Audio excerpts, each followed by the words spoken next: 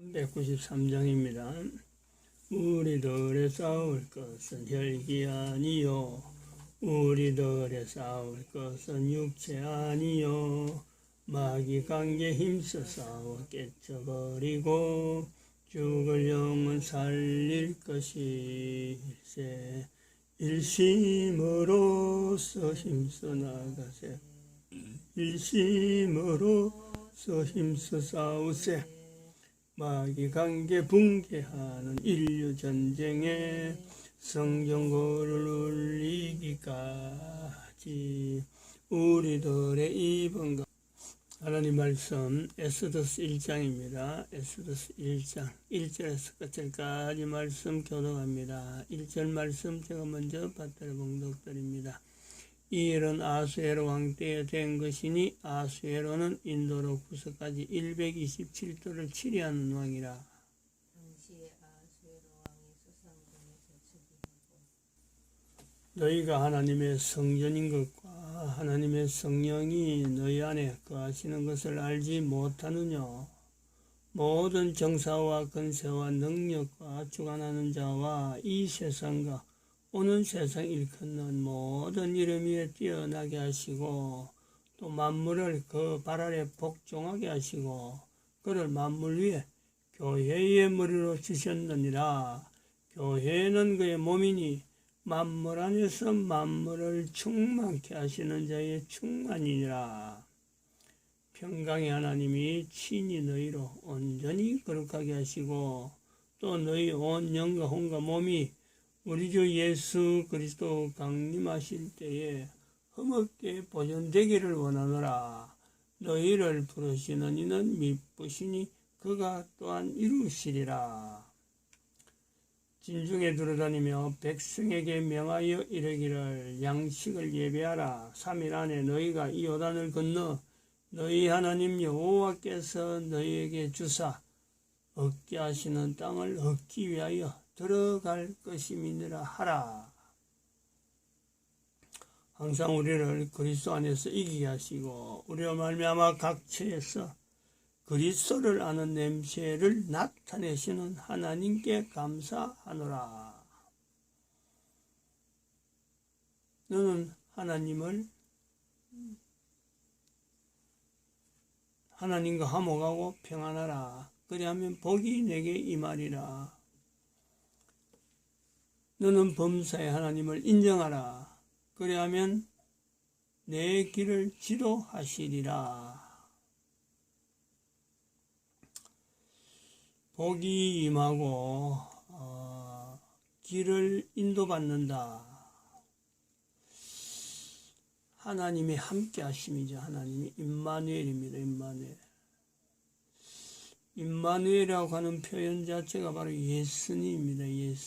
예수님을 아는 냄새를 나타내신다. 하나님께서 존재하는 모든 인간들에게 복을 주시는 거죠. 인간에게 주어지는 복은 하나님이 주시는 복. 그렇잖아요. 하나님이 주시는 복은 인간 존재가 살아가면서 한 인간 존재가 살아가면서 하나님을 나타내는 거죠. 하나님을 나타내는 거예요. 예수를 아는 냄새를 나타내시는 하나님께 감사하노라. 인간으로서 감사할 일은 최고라고 할 수 있잖아요. 예수님, 다르면 하나님입니다. 하나님을 나타내시는 인간, 그런 사람들이 살아가는 삶, 생활. 하나님이 함께한다, 임마누엘이고 그들이 함께 살아간다, 하나님 나라죠. 그것이 이 땅에 있는 동안 이루어질 수 있다. 개인에게서 나타난다는 거예요. 그런 걸 인류 전체에서 보여준 하나의 민족이 이스라엘입니다. 이스라엘. 하나님께서 그 모델로 그걸 만드는 거예요. 하나님 나라가 이 땅에서 어떻게 형성될 수 있는지를 가능성을 보여준 거죠. 민족 단위 전체로. 예수님이 오신다. 전제, 임마누엘이라는 단어를 가지고 보여준 거예요. 근데 그 보여주는 그 환경 자체를 이렇게 전체적으로 보여주지 않는 환경과 보여주는 환경에서 구분되어질 때 그것을 이 땅에서의 하나님 나라, 에덴 동산, 이스라엘 백성들이 그렇게 하는 거죠. 이스라엘 백성들이 에덴 동산을 현재적으로 인지할 때 이스라엘 역사 쭉 가보면 그렇습니다. 이스라엘 역사에서 자기들을 통해서 하나님 나라라고 하는 그 자체에 대해서 자기들의 걷는 걸음을 하나님 나라가 지금 우리와 함께한다 하는 그 자체 인지는요. 우리는 성경에서 아브라함의 걸음에 통해서 안락을 하고 이삭이 복받는 걸 통해서 안락을 하는데 그 정도 갖고는 안 되죠. 인류의 모델이란 말이에요. 전 인류에게 하나님께서 이스라엘 백성들을 택하여서 전 인류에게 이 보여주는 모델로서 지금 하나님께서 세워 가시는 이스라엘이야. 그래서 다윗 왕이 있는 거예요.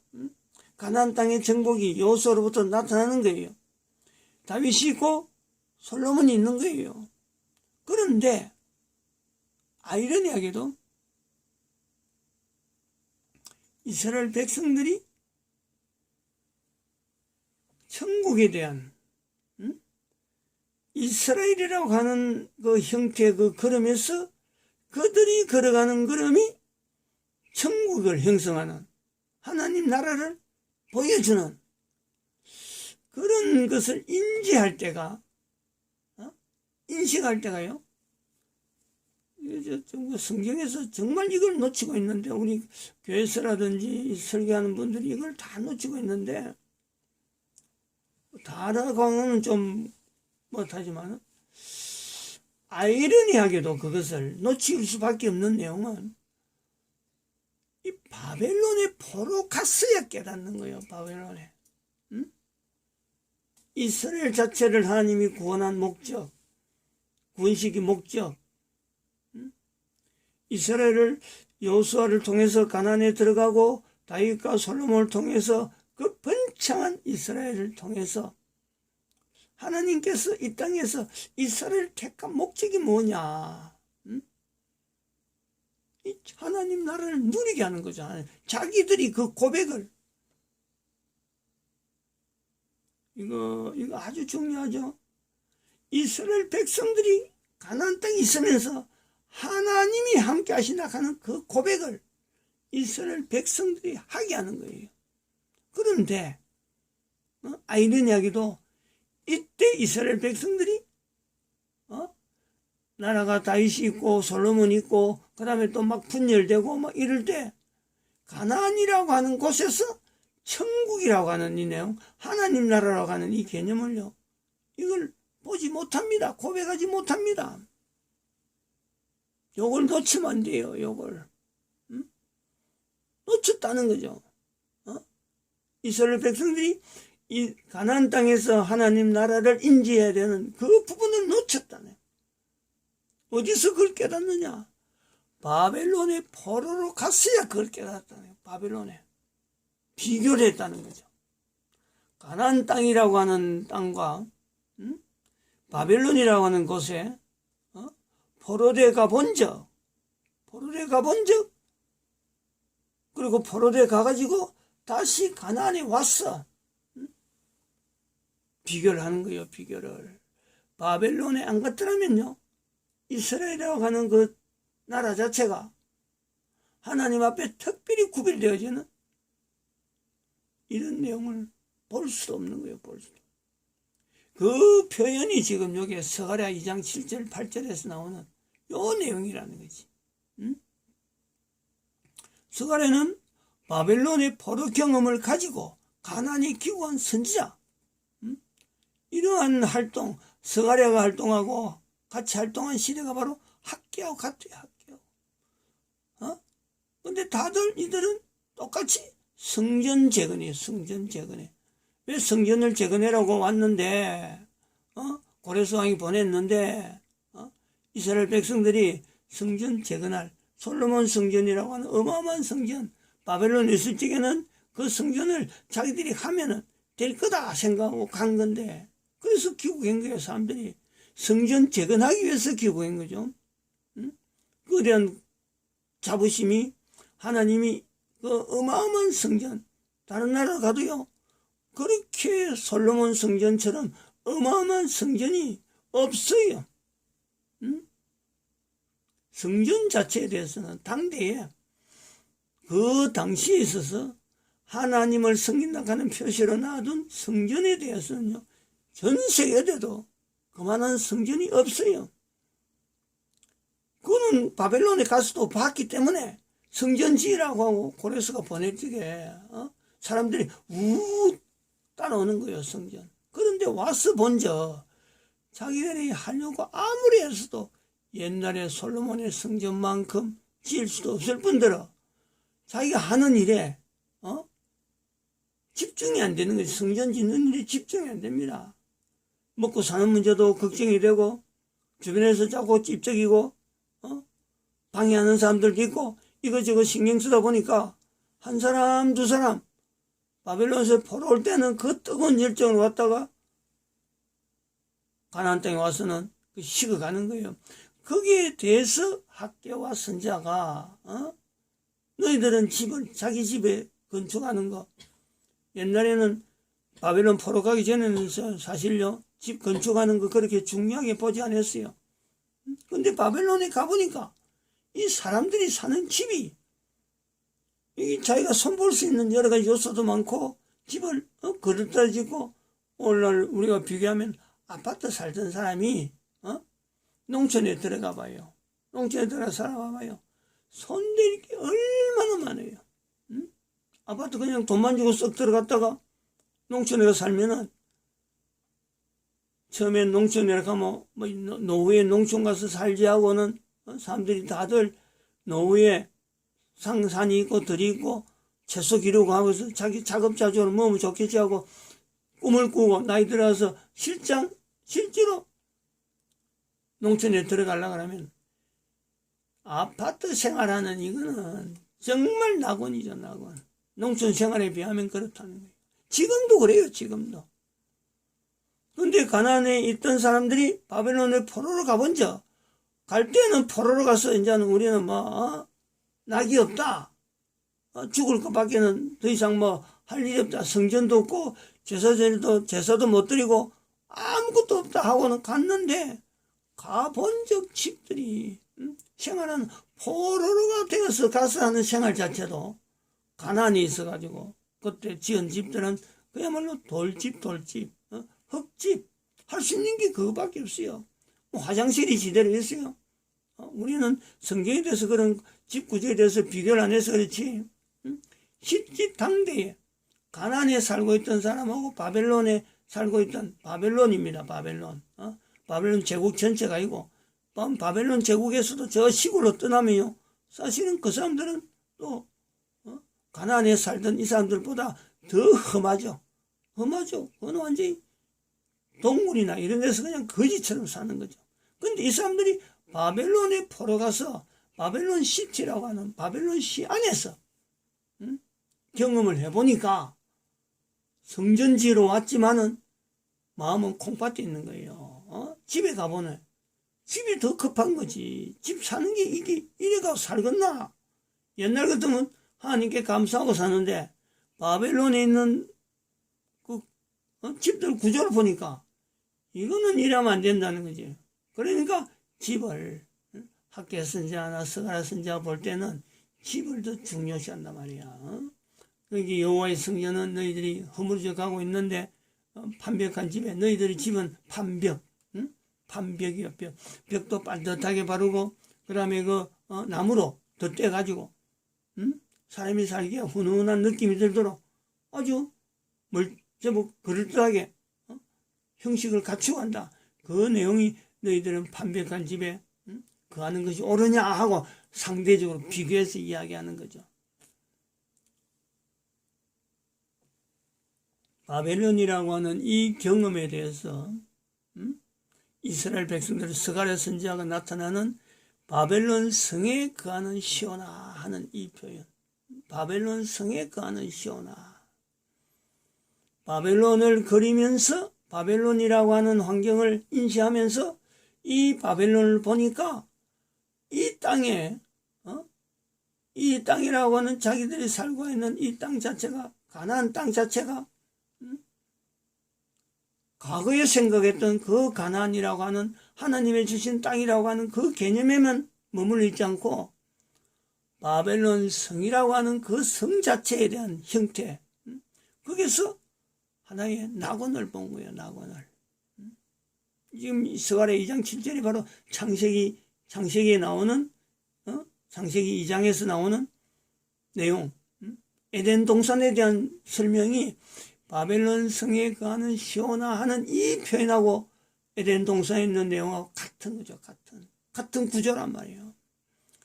이 땅에 낙원이 세워진다면은 이 땅에 하나님 나라가 있다면은 바벨론 성에 있는 그 형태가 분명히 이 땅에 있는데 그러한 아름다운 모습을 제외하고 그거 아닌 팔레스타인에서 물도 귀하고 사람 살아가는 형편도 어려운 그런 내용으로 그린다는 것은 그거는 안 맞는 거예요. 창세기 2장에 다시 들어오는 거죠. 이런 그 이스라엘의 그 변화 속에 이스라엘이라는 개인 자체에 대한 한 사람 한 사람의 그 어떤 그 고귀한 거, 이스라엘 자체도 고귀해지지만은 하나님 나라라 하는 그 개념도 고귀해지만 개인에게도 멀리 떨어지는 바벨론에 있는 그리고 지금은 국가가 달라져서 전혀 어떻게 살지도 모르는 그들에게 8절에 있는 말씀으로 너희를 노래하간 열국으로 영광을 위하여 보냈다. 그러는 그 표현에서 바로 하나님의 영광을 나타내기 위해서 이스라엘 백성들에게 지금 그곳에 살게 한다. 그런 개념이 되니 그 내용이 함축돼 가지고 그의 눈동자를 범하는 그 내용. 그 말씀으로 스가랴가 2장 8절에 표현하고 있는 그의 눈동자를 범하는 사건. 그 사건이 에스더에서 나타나는 거죠. 구조가 그런 내용 아니에요? 우리가 이 에스더서라고 하는 이 내용을요, 이 성경이라고 하는 에스더 성경을 통해서 어떻게 보면 고린도 전서에서 나오는 이 말씀에서 너희가 하나님의 성전인 것과 고린도라는 지역 자체가 어떤 지역이냐, 이게 바로 바벨론이라고 하는 상황. 그 내용하고 에스더서 보면요 똑같은 거예요. 근데 거기에 있는 사람에게, 고린도에 있는 사람에게 너희가 하나님의 성전인 것과 하나님의 성령이 너희 안에 거하시는 것을 알지 못하느냐 하는 내용이나, 에스더에 있는 사람들에게, 에스더가 있는 존재에 있는 바벨론 성에 있는 이들에게 바벨론 성에 거하는 시온아, 그리고 너희를 범하는 자가 바로 그의 눈동자를 범하는 것이다 하고 하는 그 위치 상승 똑같단 말이에요. 구조가 똑같다. 이 구조가 똑같은 내용하고 대한민국에 이제는 2000년에 지난 지금에 대한민국 망했다 하는 말씀을 통해서 대한민국 국민이라고 하는 이 국가가 에스더서에 나오는 이 환경하고도 관계되어지고, 또 이보다 더 이스라엘이 존재하기 이전에 존재했던 벨렉과 욕단의 형제의 갈라짐, 그 사건하고도 같이 연결이 있다. 이것을 대한민국이 인식한다는데, 대한민국이 이걸 인식한다 할 때 제가 필립 전 연구소에서는 이런 주장을 이렇게 그림으로 나타낼 정도로 자료가 오래전부터 남아 있습니다. 이게 잠깐 유대인 에스더서가 한다고 해서 이 내용이 나온 게 아니라, 이런 오래된 자료, 이런 걸 가지고 생각, 구조, 여러 가지 변화되는 여러 가지 지금 현재 정세, 세계 정세, 그리고 코로나 사태를 맞이한 이런 지나가는 그런 걸음에 대한민국이라고 하는 이 위치가 단 할아버지로부터 주어지는 어떤 걸음, 성경과 연결되는, 창세기 1장에서도 연결된 내용, 그리고 에스더서 나타나는 유대인들의 포로, 이란 여기에요, 포로. 여기. 이란이 아니고 바벨론 여기입니다, 이게. 지금 요 바벨론 여기가 지금도 전 세계에서 어마어마한 어떤 전쟁의 어떤 어떻게 보면 중심이죠, 중심. 요 호르무즈 해협이 여기죠. 여기가 싸움이, 하여튼 긴장이, 전 세계 긴장은 여기서 다 있다 보여요. 옛날엔 지정에서 다 있었는데, 지금은 이쪽으로 옮겨졌죠. 전 세계가 요 긴장하고 있습니다. 또 한편으로는 스웨즈운하 이쪽도 있는데, 이쪽은 긴장은 안 해요. 요거는 긴장이라. 사우디아라비아와 이란의 경쟁, 그리고 요 이스라엘이 있어가고요, 긴장하고 있죠. 이 가야국의 형성이 대한민국에 되었다 하는 이 요소, 이걸 통해서 우리나라 건국기동에 되어지는 이승만 대통령의 이 네 가지 어떤 구호가 이스라엘 백성들이 성경에서 나타나는 하나님 나라, 그리고 자기들이 가지고 있는 그 선민의식, 그것 자체에 대해서 이스라엘 백성들이 자부심을 가지고 전 세계에 흩어지는 그런 어떤 위치가 있느냐면은 바로 대한민국은 바로 이 구조, 대한민국 망했다 하는 말씀, 하나님 말씀이 대한민국에서 표현되어 있으니까 대한민국의 이 앞으로 국민들이 전 세계 어딜 가더라도 요거 내용은요, 자부심을 해야 돼요, 자부심. 이걸 가지고 대한민국이 어떻게 했느냐? 결국에는 공산주의와 싸운 거예요. 그래서 그 내용을 가지고 승리를 했단 말이에요. 승리를 해가지고 지금 현재는 2차 접전이라 좀 상황으로 들어왔는데 이게 간격이 70년입니다. 70년. 그럼 앞으로 70년, 2090년이죠. 2090년 내지 2100년, 딱 70년에 떨어지진 않을 겁니다. 앞으로 100년, 70년 후는 대한민국은 어떻게 될 거냐? 예측을 해야 돼, 예측을.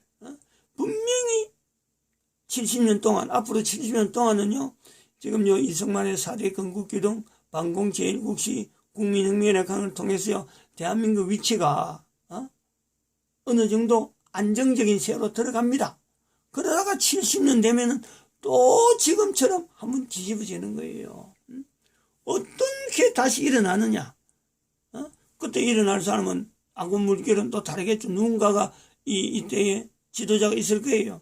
그때라도 붙들 수 있는 건요, 대한민국과 공산주의입니다. 대한민국. 그때도 그런 거예요.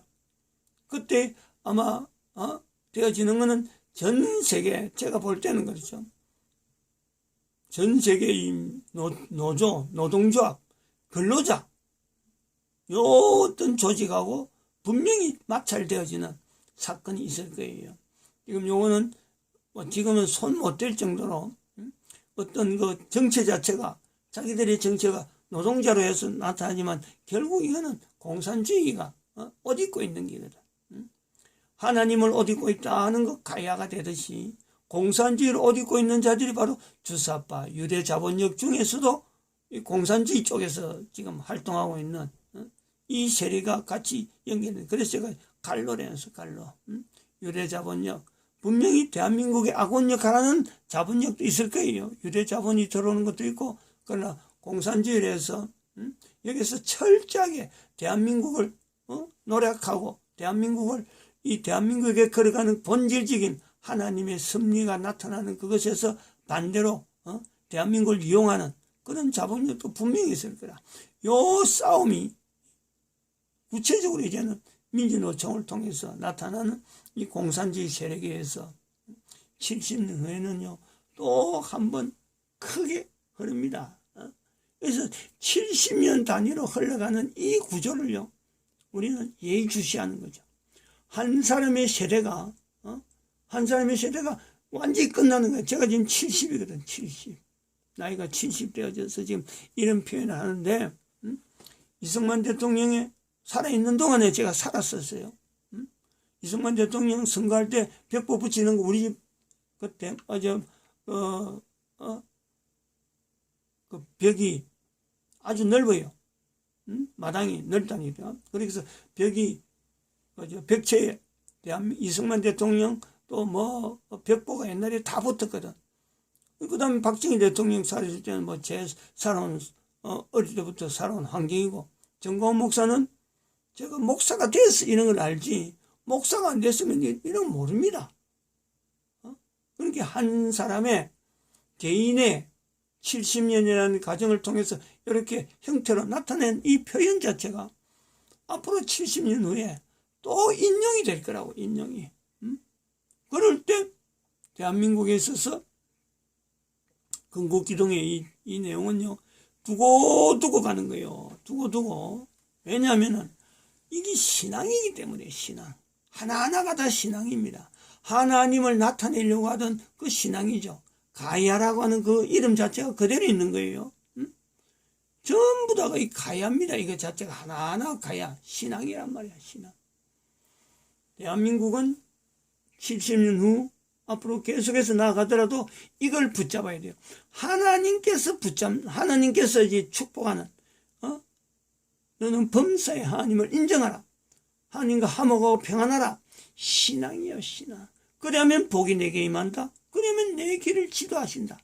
어디로 가든지 각지에서 그리스도를 아는 냄새를 나타내시는, 이걸 붙잡아야 된다. 이거를 끝까지 붙잡아야 돼. 이번에 이 정광훈 목사를 통해서 국민혁명이라 하는 정치적인 고지만 이걸 통해서요, 국민들이 대한민국이라고 하는 국가가 뭘 붙잡아야 되는지, 이스라엘이 못하는 내용을 갖고 지금 나가는데, 한글을 가지고 전 세계 모든 사람들에게 참 예수님 오실 때에 존칭을 쓰는 일에 우리가 붙잡아야 되는 그 신앙이에요, 신앙.